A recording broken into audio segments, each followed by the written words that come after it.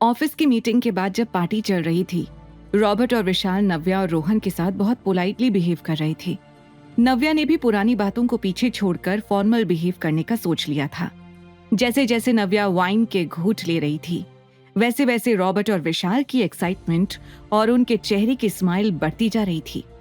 उसी होटल के बेसमेंट में एक एलीट रेस्टोरेंट था, जहां पर अविनाश, सिद्धांत और समीरा बैठकर कॉफी पी रहे थे।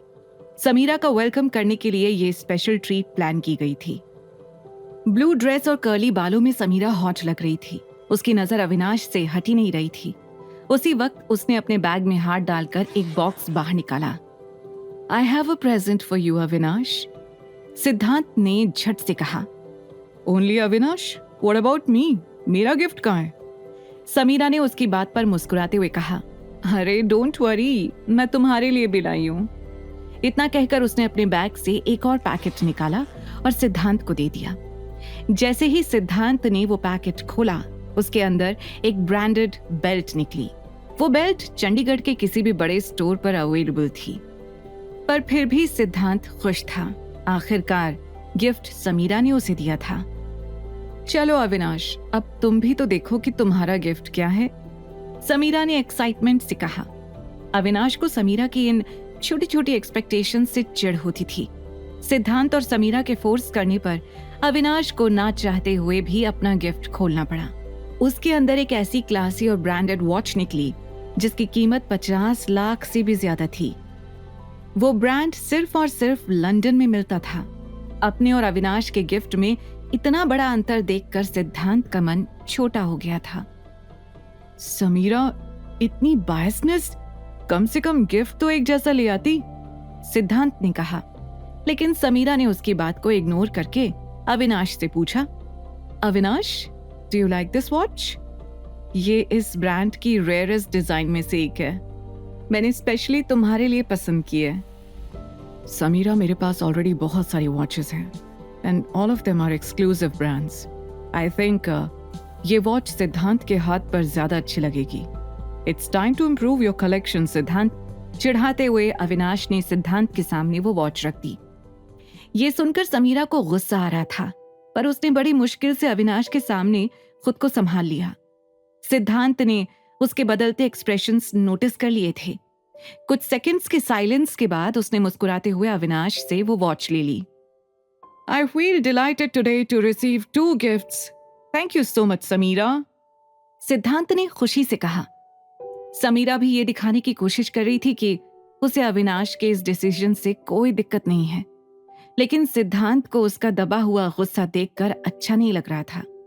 कॉफी खत्म करने के बाद अविनाश वॉशरूम की तरफ चला गया। उसके जाते ही समीरा ने चिढ़ते हुए कहा, सिद्धांत, क्या गलती है मेरी? ऐसा क्या किया है मैंने जो अविनाश मुझे इस तरह से ट्रीट करता है? Why is he so arrogant towards me? Samira, you know him. हम साथ में बड़े हुए हैं यार। तुम अच्छे से जानती हो उसे।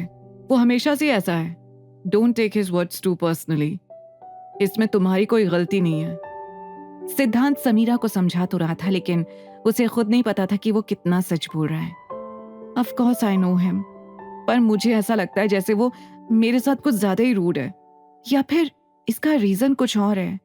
डोंट टेल मी अविनाश अभी तक 6 साल पहले हुए इंसिडेंट को लेकर बैठा हुआ है, समीरा ने कहा। पता नहीं उसके दिमाग में क्या चल रहा है क्या नहीं, ये तो वही जानता है, सिद्धांत ने कैजुअली कहा। यह सुनकर समीरा भी परेशान हो गई। वो गेस करने की कोशिश कर रही थी कि अविनाश के मन में क्या चल रहा होगा। तभी उसने कुछ सोचते हुए सिद्धांत से कहा, तुम्हें क्या लगता है, क्या अविनाश कभी मुझे दोस्त से बढ़कर समझ पाएगा? I mean, क्या वो कभी मुझसे प्यार कर पाएगा? ये सवाल सुनकर सिद्धांत हक्का बक्का रह गया। उसे अचानक से खांसी आने लगी।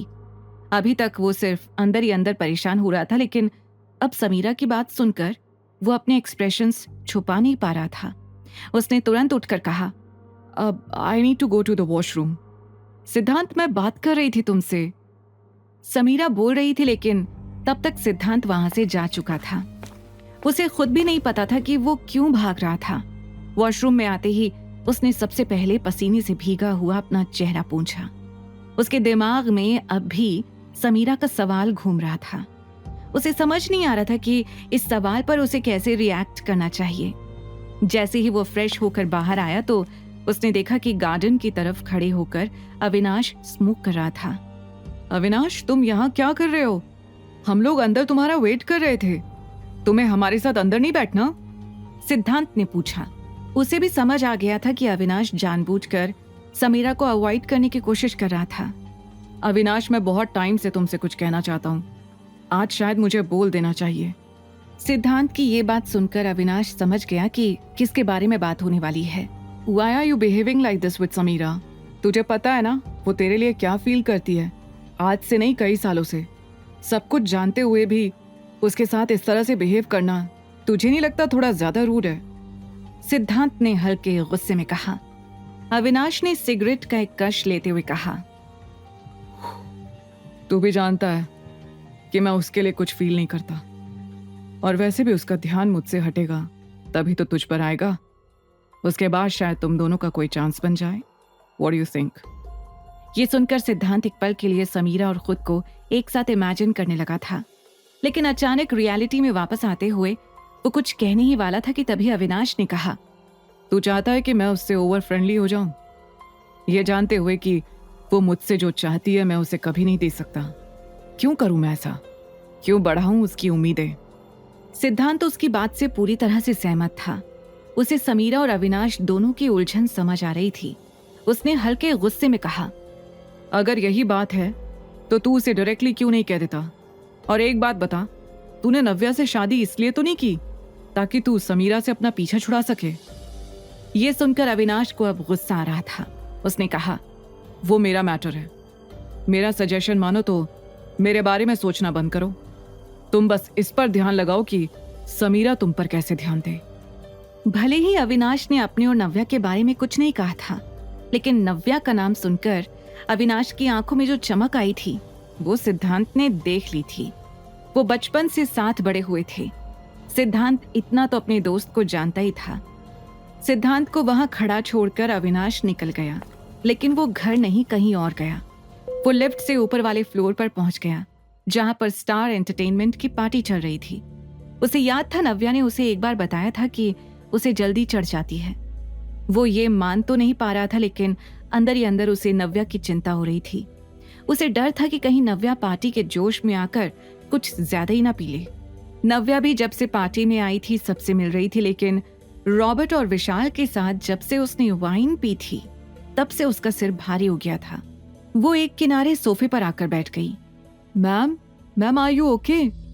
रोहन नव्या की हालत देखकर परेशान हो गया था। वो समझ गया था कि नव्या को कुछ दिक्कत फील हो रही है। नव्या ने अपना सिर पीछे की ओर टिका लिया और अपनी आंखें बंद कर लीं। उसका चेहरा धीरे धीरे लाल होता जा रहा था। मैम, रोहन आवाज दे रहा था, लेकिन नव्या बिना कुछ बोले बस चुपचाप रेस्ट कर रही थी। उसे आराम मिलने की बजाय और दिक्कत हो रही थी। उसका सिर और भी ज्यादा भारी होता जा रहा था और शरीर तप रहा था। बड़ी हिम्मत करके वो उठी और धीरे धीरे वॉशरूम की तरफ चल पड़ी। मैम, आप ठीक तो हैं? क्या मैं आपके साथ आऊं? रोहन ने पूछा, पर नव्या ने उसे पीछे रहने का इशारा किया और खुद लड़खड़ाते हुए पार्टी हॉल से बाहर वॉशरूम की तरफ चली गई।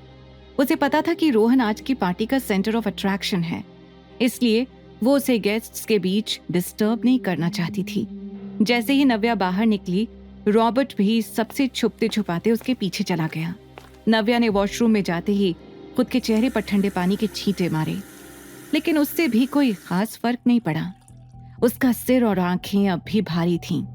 उसने पहले भी ऑफिस पार्टीज में वाइन पी थी, लेकिन आज उसके साथ जो हो रहा था वो उसने पहले कभी एक्सपीरियंस नहीं किया था। उसे समझ आने लगा था कि वो ठीक नहीं है। मुझे घर जाना चाहिए, उसने धीरे से खुद से कहा। उसने कुछ देर तक वॉशरूम की दीवार पर अपना सिर टिकाया, लेकिन उससे भी कुछ आराम नहीं मिला। जैसे ही उसने घर जाने के लिए वॉशरूम का दरवाजा खोला, बाहर से दो हट्टे कट्टे ब्लैक सूट में आदमी वॉशरूम के अंदर आ गए। उन्हें देखकर नव्या चिल्लाने ही वाली थी कि उससे पहले ही उन आदमियों ने नव्या का मुंह बंद कर दिया। उसने अपने हाथ पैर मारकर खुद को छुड़ाने की बहुत कोशिश की, लेकिन उसका शरीर उसका साथ ही नहीं दे रहा था। धीरे धीरे नव्या की आंखों के सामने अंधेरा छाना शुरू हो गया। कुछ देर बाद जब उसे होश आना शुरू हुआ तो उसे एहसास हुआ कि उसका शरीर पहले से भी ज्यादा गर्म हो चुका था। उसने देखा कि वो एक रूम में है जिसे उसने पहले कभी नहीं देखा था। उसे ऐसा लग रहा था जैसे वो अचानक से 6 साल पीछे चली गई थी। उसे समझ आ गया था कि 6 साल पहले की तरह आज भी किसी ने उसे ड्रग दिया था। उसका पूरा शरीर गुस्से से कांप रहा था। हाउ डेयर दे, कोई मेरे साथ ऐसा कैसे कर सकता है? कौन है वो? नव्या खुद से बोलते हुए आसपास देख रही थी, लेकिन उसे कोई दिखाई नहीं दिया। वो तुरंत बेड से उठकर खड़ी हो गई और रूम से बाहर निकलने का रास्ता ढूंढने लगी, लेकिन उसका शरीर इतना वीक हो गया था कि उसके लिए एक एक कदम आगे बढ़ाना मुश्किल हो रहा था। वो पसीने से पूरी तरह से भीगी हुई थी। उधर रॉबर्ट पार्टी में वापस आ गया और उसने आते ही विशाल के कान में कहा, काम हो गया सर। इतना कहकर उसने बड़ी चालाकी से रूम की चाबी विशाल के कोट की जेब में डाल दी। विशाल के चेहरे पर शैतानी मुस्कान छा गई थी। उधर रोहन ने देखा कि नव्या अभी तक वॉशरूम से लौटी नहीं है, तो वो खुद लेडीज वॉशरूम के बाहर आकर खड़ा हो गया। वो दरवाजा खुलने और नव्या के बाहर निकलने का इंतजार कर रहा था। मैम आप अंदर ही है ना? रोहन ने आवाज लगाई, लेकिन अंदर से कोई जवाब नहीं आया। कुछ देर बाद दरवाजा खुला और अंदर से एक लेडी बाहर आने लगी। ये आप क्या कर रहे हैं? Can't you see a ladies washroom है? उस लेडी ने हल्के गुस्से में कहा। Excuse me, I am so sorry. आप प्लीज अंदर देखकर बता सकती हैं क्या कि अंदर नव्या मैम है कि नहीं? मैं बहुत देर से उन्हें ढूंढ रहा हूँ, प्लीज हेल्प मी। रोहन ने कहा। उस लेडी ने उसकी बात मानी और वॉशरूम के अंदर जाकर देखा। अगले ही पल उसने आकर कहा, अंदर तो कोई नहीं है, सारे वॉशरूम्स वेकेंट हैं। ये सुनकर रोहन बहुत घबरा गया। उसने खुद नव्या को वॉशरूम में जाते हुए देखा था, तो फिर वो कहाँ गायब हो गई? ये सोच सोचकर उसका दिमाग फटा जा रहा था। क्या पता चल पाएगा रोहन को नव्या की हालत के बारे में? क्या अविनाश ढूंढ पाएगा नव्या को? द रिटर्न के सारे एपिसोड्स को सुनने के लिए डिस्क्रिप्शन में दी लिंक से डाउनलोड करें पॉकेट FM ऐप।